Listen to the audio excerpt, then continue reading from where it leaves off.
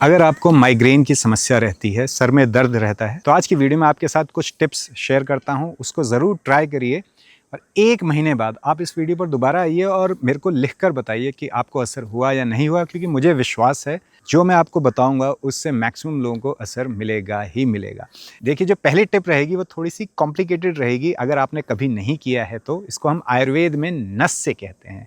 तो मैं आपको समझाऊंगा कैसे करना है, क्या करना है। अगर आप करेंगे तो ये सिर्फ आपके माइग्रेन को ही सही नहीं करेगा, आपके सिर के जो दर्द रहता है उसी को सही नहीं करेगा, बल्कि आपकी जो मेमोरी है, जो आपकी क्षमता है दिमाग के काम करने की, उसको बहुत ज़्यादा बेटर करेगा। आपका जो कंसंट्रेशन है, जो आपका ध्यान है, उसको भी बहुत ज़्यादा बढ़ाएगा। आपको लगेगा कि दिन भर हाँ, कुछ असर आया है। आपको अलग ही फ़ील होगा अगर आप डेली नस्य करने की आदत डालेंगे तो। तो आयुर्वेद को इस्तेमाल करने का यही फ़ायदा होता है कि आपको सिर्फ़ और सिर्फ़ दर्द में आराम नहीं मिलेगा, इसके साथ आपको बहुत सारे अच्छे बेनिफिट्स भी मिलेंगे। और हाँ, ये मैं आपको बताना भूल गया कि आपके चेहरे पर इससे निखार आएगा, एक ग्लो आएगा फेस पर। क्यों? क्योंकि हम नस्य करेंगे, मतलब हम नाक में 1 से 2 बूंद तेल की डालेंगे। इससे ये आपका जो पूरा नोज़ का एरिया है, जो साइनसेस हैं, उनको क्लीन करेगा और आपको जो चेहरा है उस पर निखार लाएगा, एक चमक लाएगा। लेकिन ये हम चमक के लिए, निखार के लिए नहीं कर रहे हैं, ये हम कर रहे हैं कि आपका जो माइग्रेन की समस्या है, जो सिर में दर्द रहता है, उसमें आपको आराम मिले। इसके साथ मैं एंड में आपको 1-2 दवाइयों के नाम बताऊँगा, आयुर्वेदिक औषधियों के। आप उनको इसके साथ इस्तेमाल करिए, आप देखेंगे कि बहुत आराम होगा। तो चलिए बात करते हैं नस्य को कैसे करना है और ये होता क्या है। नस्य का मतलब होता है नाक से औषधि को डालना। अब हम भाई नाक से क्यों औषधि को डाल रहे हैं, इससे हमारे सर का जो दर्द है उसमें कैसे आराम मिलेगा।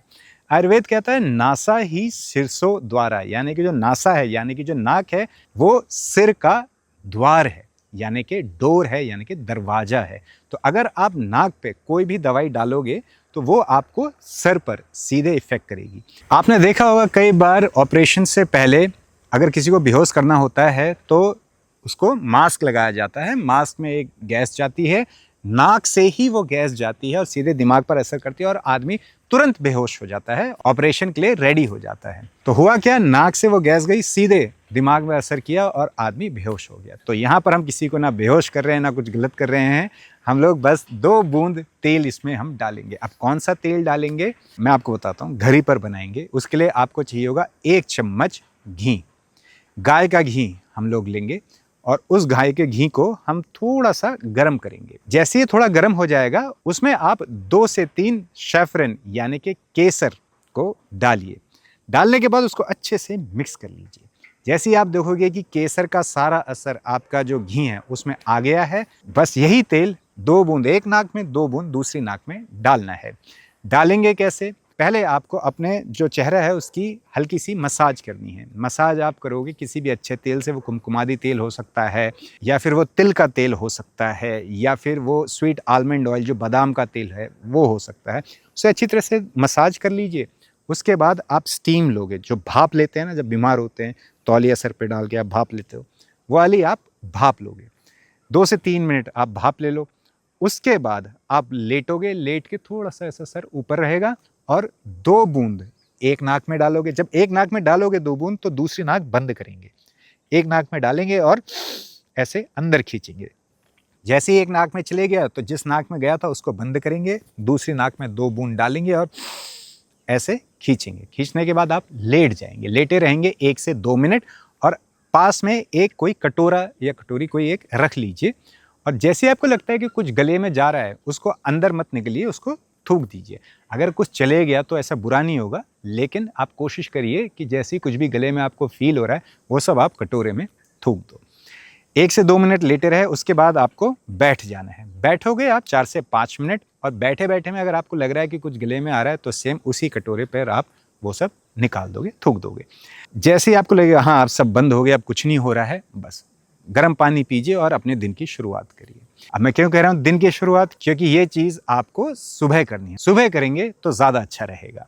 तो सुबह इसको करिए, हर दिन आप इसको करिए 1 महीने तक। आप देखोगे इससे बहुत आराम मिलेगा। सिर्फ इसको करके आपको बहुत आराम मिल सकता है। अब अगर हम बात करें औषधियों की, आयुर्वेदिक औषधियों की, तो उसमें सबसे पहले अश्वगंधा आपकी बहुत अच्छा हेल्प कर सकता है। अश्वगंधा या तो आप पाउडर इस्तेमाल करिए, या जो मैंने अपनी प्रैक्टिस में देखा है स्ट्रेसकॉम आती है, डाबर की कैप्सूल है, उसको आप ले सकते हो। 1 कैप्सूल सुबह, 1 कैप्सूल शाम को, खाली पेट आपको लेना है, यानी खाने से कम 20-25 मिनट पहले, या सुबह उठते ही आप वो कैप्सूल खा लीजिए और पानी के साथ उसको पी लीजिए। आप ऐसा कर सकते हो। रात को खाने से पहले, अगर भूल गए तो खाने के 1 घंटे से 1.5 घंटे बाद भी आप उसको ले सकते हो। तो इसको डेली लेना है और इसको आपको 2 से 3 महीने तक लेना है। अगर आप पाउडर यूज़ करोगे तो आधा से 1 चम्मच वैसे ही पानी के साथ खाली पेट सुबह और शाम को आपको लेना है। और इसके साथ आप लोगे ब्राह्मी। ब्राह्मी आपको अगर टैबलेट फॉर्म में अगर आप लोगे तो 2 टैबलेट सुबह, 2 टैबलेट शाम को खाली पेट। ब्राह्मी और अश्वगंधा एक साथ आप ले सकते हो।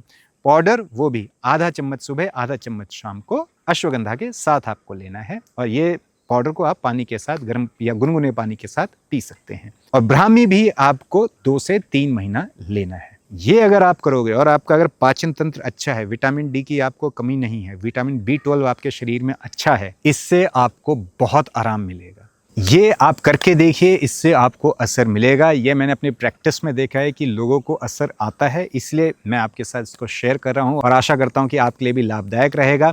असर होता है या नहीं होता है, 1 महीने बाद आप मेरे को आकर कमेंट बॉक्स में बताइएगा। मेरे लिए और दूसरे लोगों के लिए भी इंटरेस्टिंग होगा ये जानना कि आपको असर आया या नहीं आया, क्योंकि आपका जो कमेंट्स होंगे उनको पढ़ के दूसरे लोगों को भी विश्वास आएगा कि हाँ, आयुर्वेद से असर आता है, या ऐसी जो छोटी छोटी चीज़ें जो हम घर में कर सकते हैं उससे कितना असर आता है कि हमें किसी और दवाई लेने की ज़रूरत नहीं पड़ेगी। इसके साथ साथ आप अपने खाने का ध्यान रखिए, उसके बिना तो कुछ नहीं होगा। और आपका पेट अच्छे से साफ़ होना चाहिए, ये बहुत इंपॉर्टेंट है। कई लोगों में ब्राह्मी ही हेल्प कर देगी। अगर आपका पेट अच्छे से साफ़ नहीं होता है तो आप ब्राह्मी 1 चम्मच सुबह, 1 चम्मच शाम भी ले सकते हैं। अगर ब्राह्मी से भी असर नहीं आ रहा है तो आप त्रिफला ले सकते हैं, या फिर और भी मेरी वीडियोज़ हैं जहाँ पर मैंने अगर पेट किसी का अच्छे से साफ़ नहीं होता है उसके बारे में बात की है। उस वीडियो का लिंक मैं नीचे डिस्क्रिप्शन बॉक्स में डाल दूंगा। अगर आपका पेट सही से साफ़ नहीं होता है तो आप वो वीडियो देख सकते हैं, उसमें जो बोला है उसमें से कोई भी एक चीज़ फॉलो कर सकते हैं। साथ में जो मैंने आपको इस वीडियो में बोला है उसको आप करिए, पेट साफ़ रहेगा, आप ढंग से खाना पीना करोगे, आप नस से करोगे, आपको रिजल्ट मिलेंगे। मिलते हैं अगली वीडियो में एक बड़ी मुस्कुराहट के साथ। तब तक के लिए हंसते रहिए, मुस्कुराते रहिए।